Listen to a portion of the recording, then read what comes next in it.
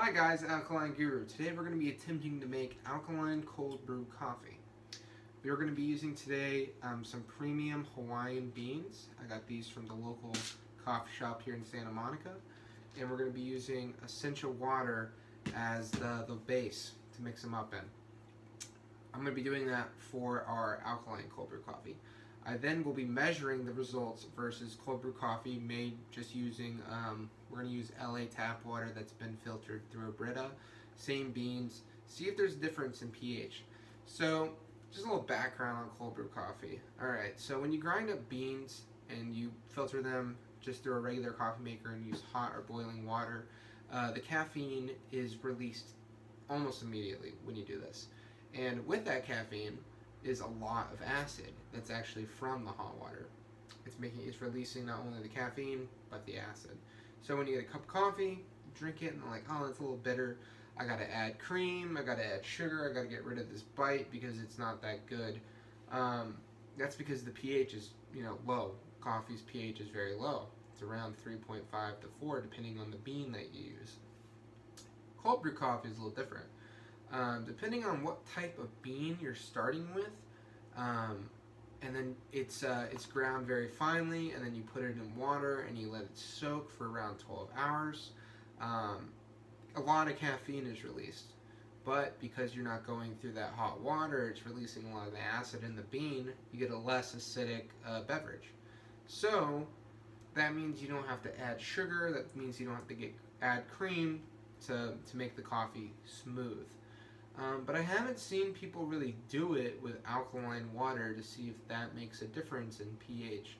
So I'll be doing it today with these beans, Essentia, and that's going to be in our alkaline cold brew coffee blend. And then we're going to be using same beans and filtered brew water, and then comparing the pHs. So I will check up with you guys and go through the process with you. All right. Alright guys, first step in making alkaline cold brew coffee, we gotta grind up the beans. So I grind my beans myself, but if you have coffee grounds, you can skip this step. Alright, we're gonna grind up the beans now.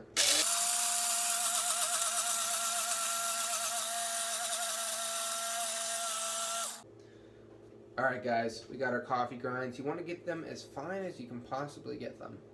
Next step, I'm going to take those coffee grinds and add them into a container, probably something this size, or if you have a pitcher that we could work too. The ratio that I've been seeing is for every 5 tablespoons of coffee grinds, that's 2 cups of water. So we're going to do 2 times that, so 10 tablespoons of coffee grinds and 4 cups of water. So let's get after it.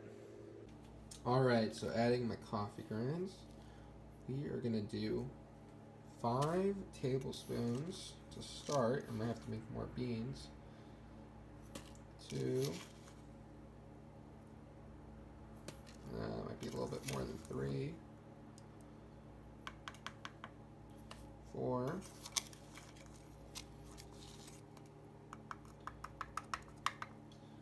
5. Alright, I'm going to add in the first batch of water now. Alright guys, adding in our first 2 cups of water. So we're going to take the Essentia here and add that in. 1, 2. It looks like mud. Alright, time to add in more coffee grinds. Alright, so I'm going to try to add in another 5 tablespoons. So 1, 2, 3, 4. You might just have enough. That's about 5. Probably put the rest in there too. Alright, so we got 10 tablespoons. We're going to add in another 2 cups of water. Alright.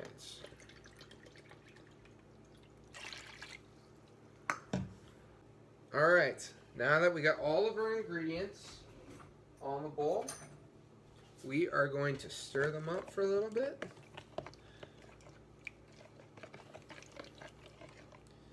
We're going to let them sit overnight.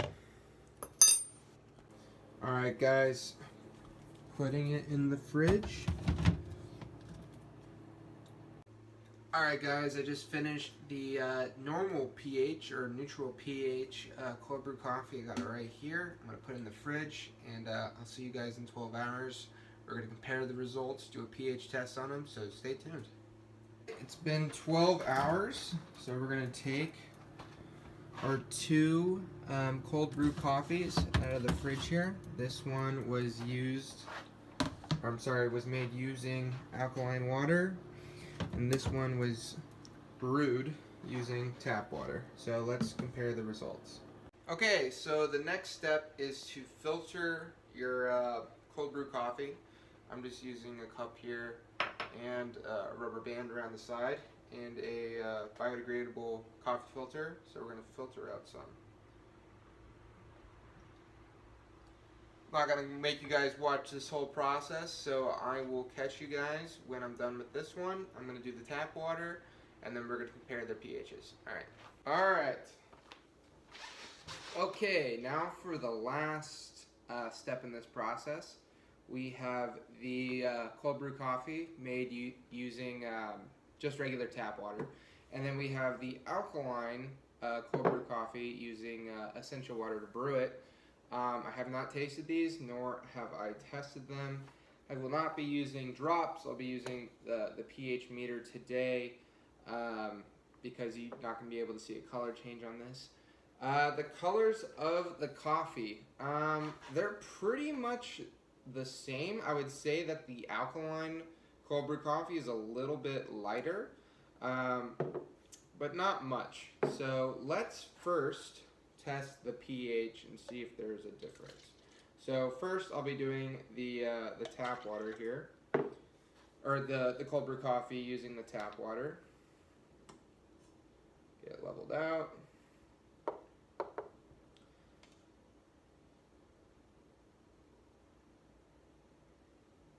Okay, the pH is clocking in at 4.69. Bring this up to the camera. 4. It was at 6.9. 4.92. Can you see that? 4.92. Okay. So, pretty acidic. Not too bad. It's not as acidic as a soda would be. So we're gonna try the alkaline water. I'm really hoping this works. All right.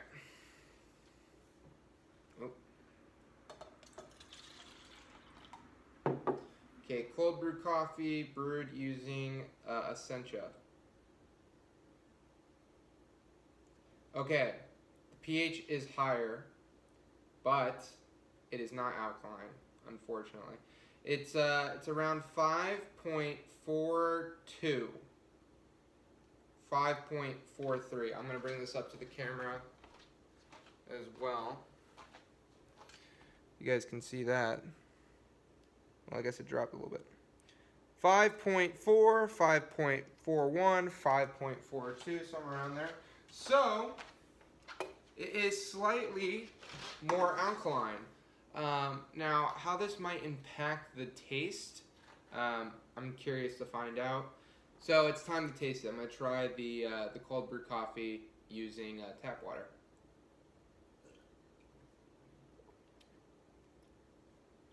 It's good. This is a good cold brew coffee. You know, you would be paying $4 for this in some places, $6 in Los Angeles. Yeah, I mean, it's a good cold brew coffee. All right, now interested to try the cold brew using the Essentia water. Hopefully, it's a little bit smoother. That's what I'm going to predict. Let's see. Oh, yeah. It's sweeter. It's sweeter. You would think I would have added some sweetener to this or some sugar, but yeah. Well, this would just be a preference of taste, to be honest. I mean, it's lighter, it's a little sweeter, um, it's definitely smoother for sure. But I mean, if you're a traditional coffee drinker,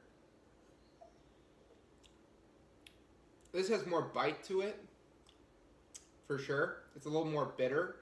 Um, It almost tastes like you're drinking, like, imagine you guys made a iced coffee, like a strong iced coffee, and there was no, I mean, it didn't need any ice, like you're not watering it down with any ice. That's pretty much what you're getting here. Yeah, much more bitter, a little heavier, more bite. I mean, it's more acidic, so that's probably what's going on here. If there was a way to measure caffeine content, I'd be interested in doing that as well. Yeah, this is better. I'll be honest. I might do this again. It's definitely increasing the cost of making cold brew coffee at home, but well, that's really good.